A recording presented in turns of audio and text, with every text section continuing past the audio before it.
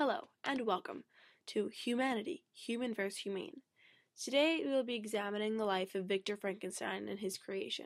For those of you who are new to our program, we like to interview people about their stories, about what makes them unique. If you have a story which shakes the very core of our society, call and let us know, or send us an email online.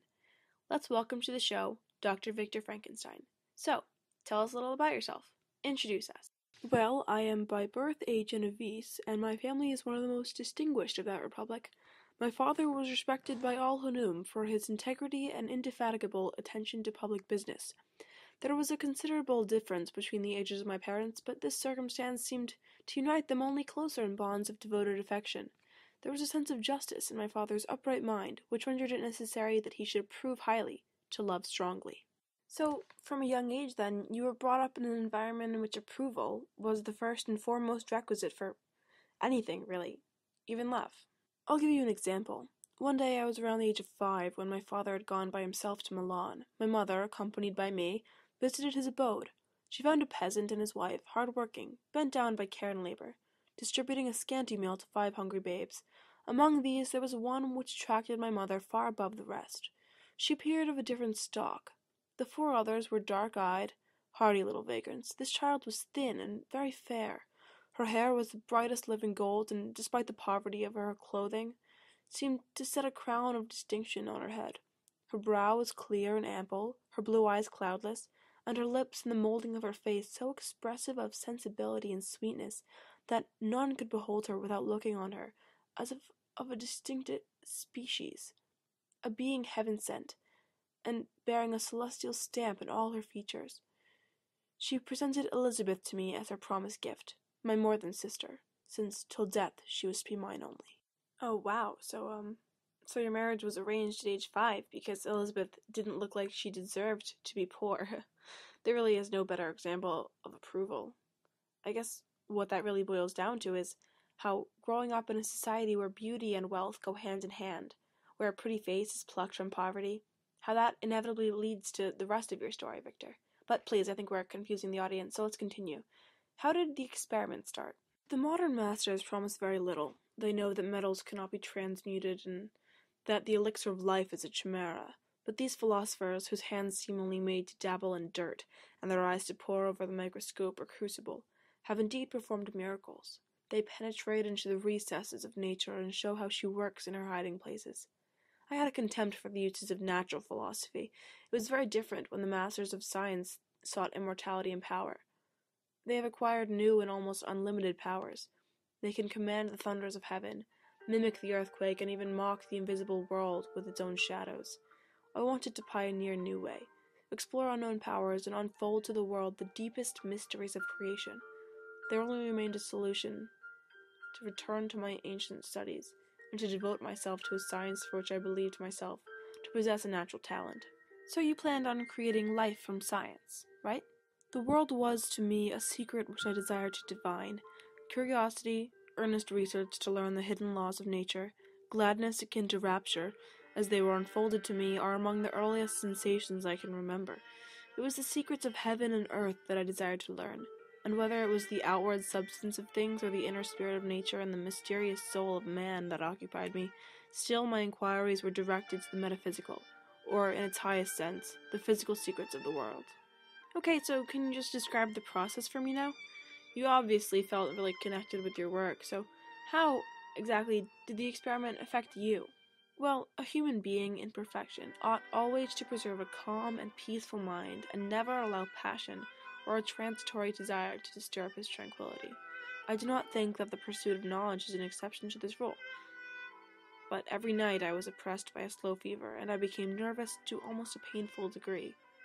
The fall of a leaf startled me, and I shunned my fellow creatures as if I had been guilty of a crime. If the study to which you apply yourself has a tendency to weaken your affections and to destroy your taste for those simple pleasures in which no alloy can possibly mix, then that study is certainly unlawful, that is to say, not befitting the human mind. If this rule were always observed, if no man allowed any pursuit whatsoever to interfere with the tranquility of his domestic affections, Greece had not been enslaved, Caesar would have spared his country, America would have been discovered more gradually, and the empires of Mexico and Peru had not been destroyed. The labors of men of genius, however erroneously directed, scarcely ever fail in ultimately turning to the solid advantage of mankind. But I forget that I'm moralizing in the most interesting part of my tale, and your looks remind me to proceed. It was on a dreary night in September that I beheld the accomplishment of my toils. With an anxiety that almost amounted to agony, I collected the instruments of life around me, that I might infuse a spark of being into the lifeless thing that lay at my feet. Tell me, what did your creature look like? Physically, I mean.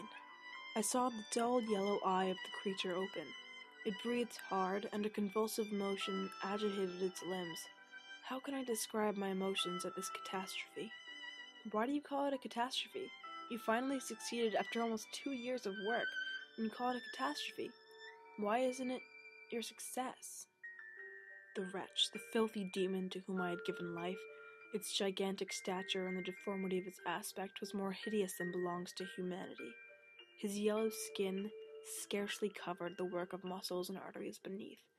His hair was of lustrous black and flowing, his teeth of pearly whiteness, but these luxuriances only formed a more horrid contrast with his watery eyes, that seemed almost the same color as the dun white sockets in which they were set. His shriveled complexion and straight black lips, the different accidents of life are not so changeable as the feelings of human nature. Tell us what you mean by that. I had worked hard for nearly 2 years, for the sole purpose of infusing life into an inanimate body. For this I had deprived myself of rest and health. I had desired it with an ardor that far exceeded moderation, but now that I had finished, great God, the beauty of the dream vanished, and breathless horror and disgust filled my heart. If for one instant I had thought what might be the hellish result of my toil, I would rather have banished myself forever from my native country, and wandered, a friendless outcast over the earth, than have consented to this miserable marriage. But, as if possessed of magic powers, the monster had blinded me to his real intentions. Victor, it seems to me as if you illusioned yourself into thinking this creature you were making, this supposed friend, would really just be Elizabeth, and I think you were used to being given a companion and didn't know how to make a friend without using science and without being given. So you became this socially inept adult without the support of a sturdy, supportive social life. And once you reached your lowest, science was the only companion. Unfortunately, your friend wasn't exactly what you expected, was it? Beauty was that approval your father used to talk about. And when your new companion wasn't beautiful, and was terrifying, and didn't look human, you rejected him. And you left him to fend for himself. What does that say about society as a whole? But thanks for sharing your story, Victor. We appreciate it. Next to share is none other than the creature himself. Welcome to humanity. So why don't you tell us a little about your side of the story? All men hate the wretched. How then must I be hated, whom am miserable beyond all living things? Yet my Creator detests and spurns me, his creature, to whom he is bound by ties only dissoluble by the annihilation of one of us.